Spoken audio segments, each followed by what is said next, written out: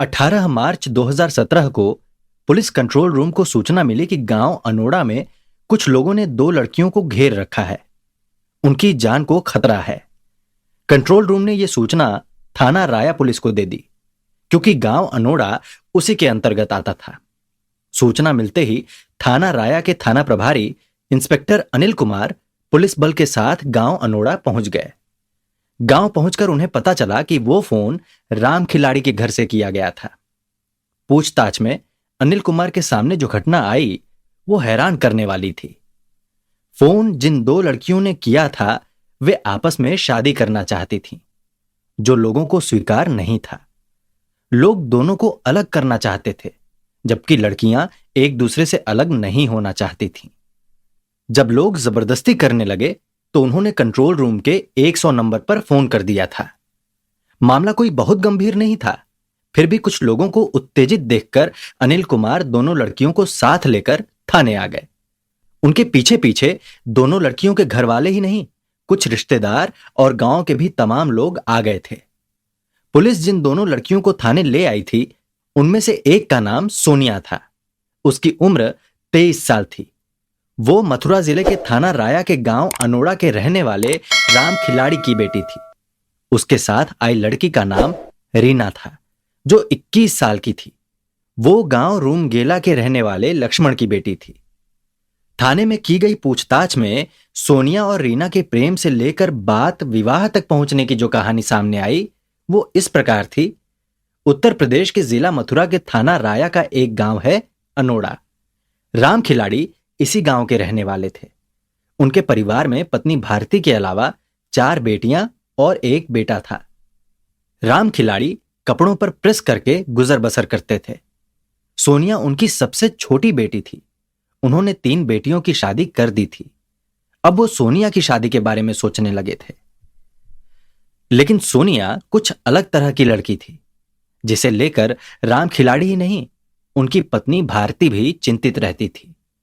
इसकी वजह यह थी कि सोनिया बचपन से ही लड़कियों की तरह नहीं, लड़कों की तरह रहती आई थी। वो कपड़े तो लड़कों जैसे पहनती ही थी। उसकी सोच, बातचीत का लहजा भी लड़कों जैसा था। वो रहती भी लड़कों के साथ ही थी। सोनिया की चाल ढाल, रहन सहन और उसकी बातें सुनकर राम खिलाड़ी और भारती चिंतित रहते थे। जब तक वो बच्ची थी, बात बचपने में टाल दी जाती रही। लेकिन जब वो सयानी हुई तो मां बाप उसे समझाने ही नहीं लगे, बल्कि हिदायतें भी देने लगे। लेकिन सोनिया पर उनके समझाने या हिदायतों का कोई असर नहीं पड़ा। सोनिया ने 12वीं तक पढ़ाई की और अपने पैरों पर खड़ी होने के लिए सिलाई सीखकर लोगों के कपड़े तो सीने ही लगी, साथ ही सिलाई सिखाने का इंस्टीट्यूट भी खोल लिया।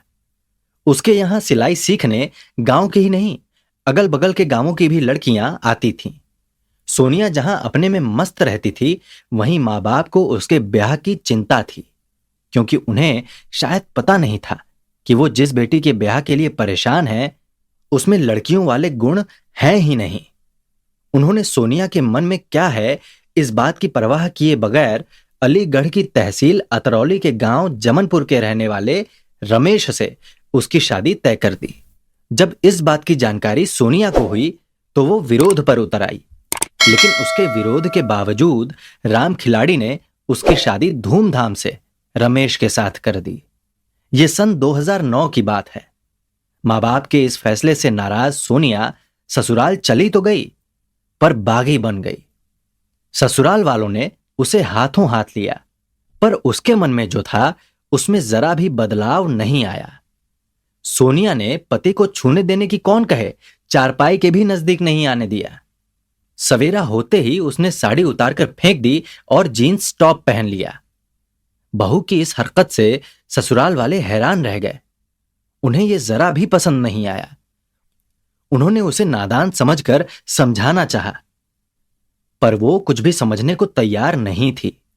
उन्होंने फोन करके सारी बात राम खिलाड़ी को बताई तो वो परेशान हो उठे। बड़ी मुश्किल से तो उसने बेटी की शादी की थी। ससुराल जाकर वो इस तरह का नाटक कर रही थी। 5 दिनों बाद वो मायके आई तो उसने साफ कह दिया कि अब वो ससुराल नहीं जाएगी। इसके बाद लाख प्रयास के बावजूद भी वो ससुराल नहीं गई। मजबूर होकर माँ बाप ने बेटी के तलाक का मुकदमा अदालत में दायर कर दिया, जो अभी भी विचाराधीन है। सोनिया तन मन से अपने सिलाई सेंटर में लग गई। उसे लड़कियों को सिलाई सिखाना पसंद था। न जाने क्यों उसे लड़कियों को छूना अच्छा लगता था, इसलिए वो उन्हीं के बीच लगी रहती थी।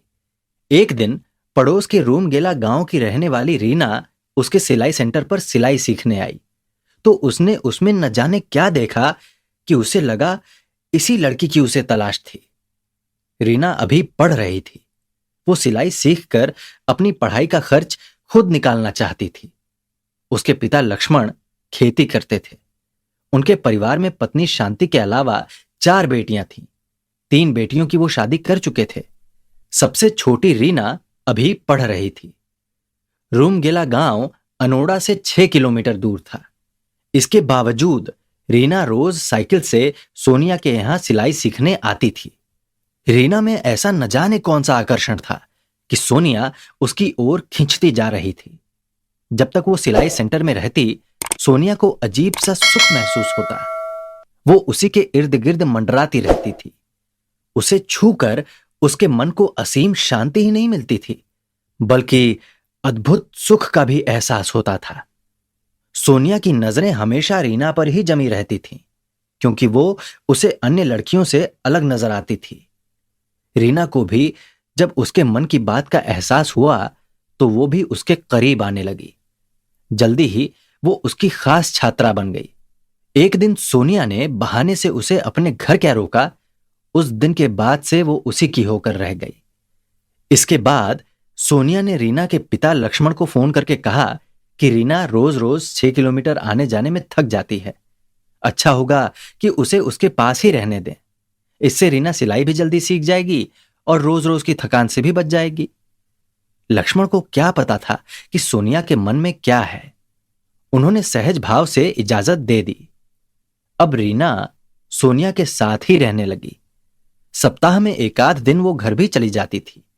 एक साथ रहने से सोनिया और रीना एक दूसरे के इतने करीब आ गईं कि वे अलग होने के नाम से घबराने लगीं।